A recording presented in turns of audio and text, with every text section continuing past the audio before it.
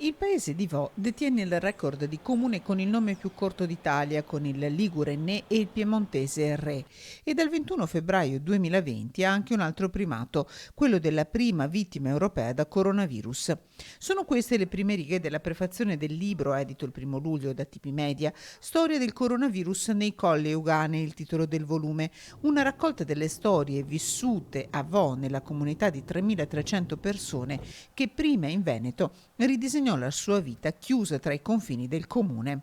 Cronista sul campo, tra i primi ad arrivare all'ospedale di Schiavonia venerdì 21 febbraio 2020, di quei giorni Nicola Cesaro conserva molti ricordi come questo. Durante la zona rossa di Vo, davanti ad uno dei checkpoint, dove c'erano appunto militari e carabinieri, si presenta un anziano padre con un'anziana madre e con una bicicletta.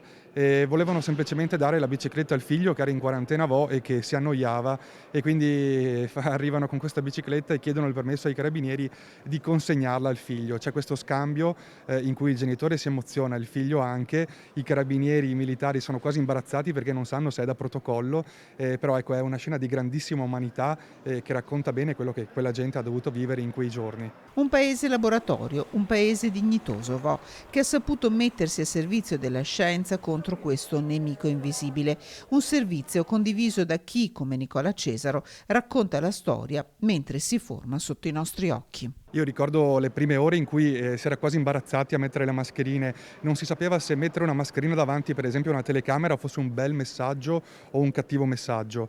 Ovviamente ci siamo fidati di quello che i medici e le forze dell'ordine ci dicevano in quel momento.